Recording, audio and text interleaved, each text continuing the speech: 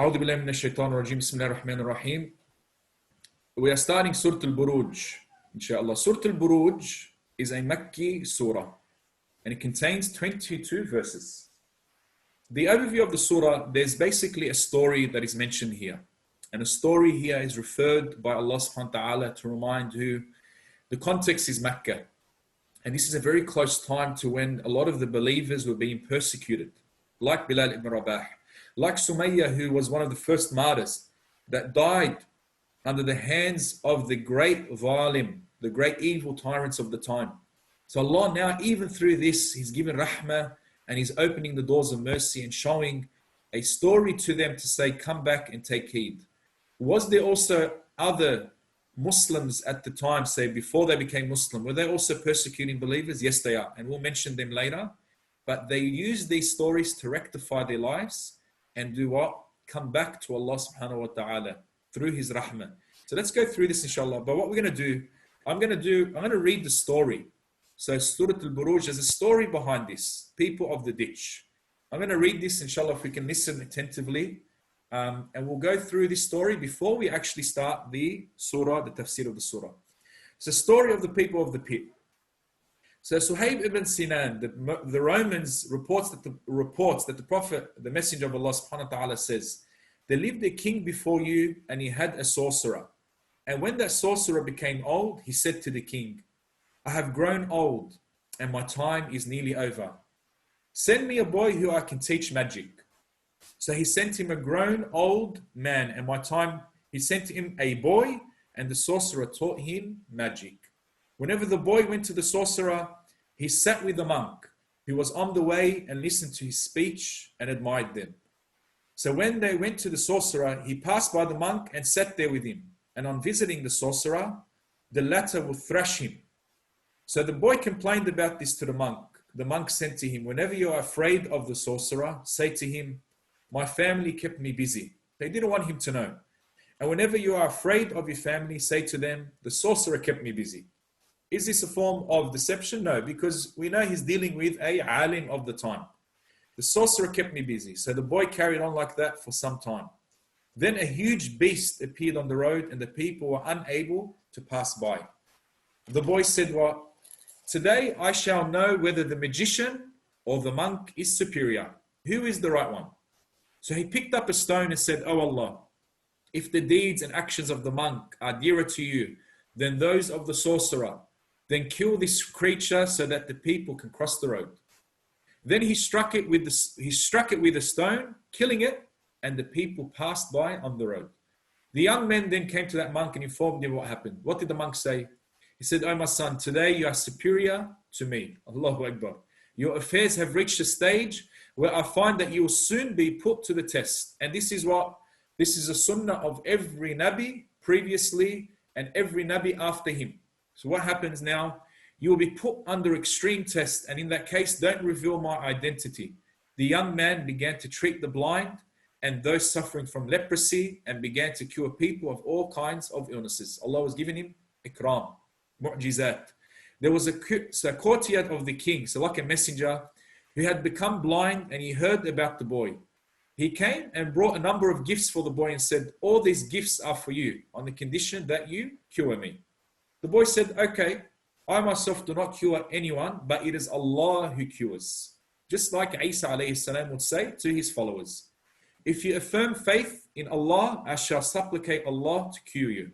So he believed in Allah and supplicated to Allah and Allah cured him. So this is what sort of like the right-hand man of the king. Later, the courtier came to the king and sat at the place where he used to sit before.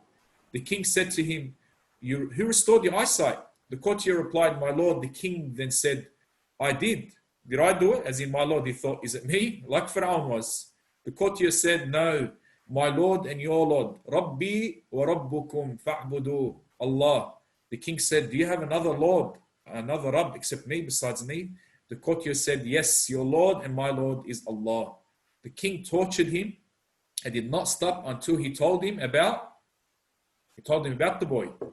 The young man was thus summoned, and the king said to him, O boy, it has been conveyed to me that you have become so proficient in your magic that you cure the blind and those suffering from leprosy and you do such and such things. So the king thought it's a part of magic. Thereupon he said, I do not cure anyone. It is Allah who cures. The king took hold of him and began to torment him. So he revealed the identity of the monk. The monk was thus summoned, and it was said to him, abandon your religion. He, however, refused. He ordered a saw, so an actual saw, minshar, to be brought, and when it was done, the king placed it in the middle of his head. So from here, and sawed it until he fell apart, so he split into two. And this was what the Prophet ﷺ mentioned to some of the Sahaba when they're complaining to him about some of the torment or torture they were going through. So do you guys see where the relationship here? They were relating to Prophet ﷺ about the torment and torture of what they were going through at the time. The Prophet ﷺ got very angry, and he referred to people of the previous times. Did he say there were people that used to be cut in half through a saw and will not leave their religion. This is the specific example here in this story. So what happened here? Then the courtier of the king was brought, and he was said to him, turn back from your religion, and he refused to do so. And again, they cut this man in half. Then it was the boy's turn. He was brought by the king. He told him, abandon your religion. He refused. And so the king said to him, what? Take him to a mountain and throw him off that mountain. So what happens is here, when he went to the top, he made a dua. He said, oh Allah, save me from them by any means that you wish. So the mountain did what? It started to quake. It shook, and they all fell down. And the boy came back walking to the king. So he's come back after all these men have been sent. The king says, where are your companions? The boys that I told them to throw you over. The boy said, Allah saved me from them. So the king did what? He ordered them, some people, to take the boy in a boat in the middle of the sea, saying if he renounces his religion, leave him and bring him back. But if he doesn't, drown him and throw him in the midst of the ocean. So they took him out to the sea, and he made the same dua, oh Allah, save me for by any means that you wish. So the boat overturned, and they all drowned except two. Allah brought him back safely. Then the boy returned to the king. The king asked, what happened to your companions? The boy replied, Allah has saved me from them. Then he said to the king, you cannot kill me until you do what I ask you to do. This was one of the first martyrs in the path of Allah subhanahu wa ta'ala in that time, in that specific time. The king asked, what is that? The boy said, you should gather people on the plain and hang me by the trunk of a tree. Then take an arrow and a quiver and say, in the name of Allah, the Lord of the boy. Then shoot an arrow. If you do that, you'll be able to kill me. So the king called all the people. And this was a great form of da'wah. All of them, and they were watching this show. He took the arrow. He said, Bismillah, from the Lord of the boy. In the name of Allah, the Lord of the boy. He then shot the arrow, and he hit his temples in the middle of his head. The boy placed his hands upon the arrow, wounded, and he died. The people proclaimed what? We believe. Most of the people there say we believe in the Lord of the boy, because this was the king making that announcement. And then he was said to the king, do you see what has happened, that which you feared has taken place? By Allah, all the people have believed. So what happened? The king commanded ditches to be dug. And in these ditches, they lit massive fires. And he said, he brought one person at a time. He said, any person that does not renounce their religion will be thrown into this fire. And who was sitting around him and his commanders and his army. So all of them were basically, most of them went through and jumped into this fire.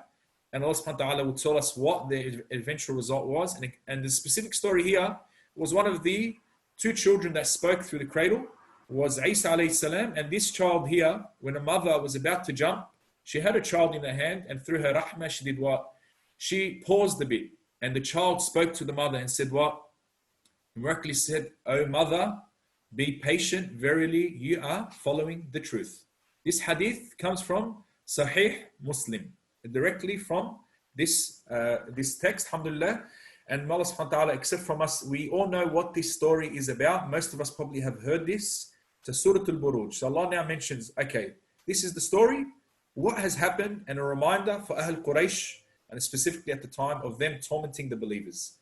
Allah subhanahu wa ta'ala says, وَالسَّمَاءِ ذَاتِ الْبُرُوجِ. He makes an oath. By what? By the heaven and its immense stars. Al-Burooj means stars. But we also mention Burooj. We have it today, they call it Burj al-Arab or Burj al-Khalifa.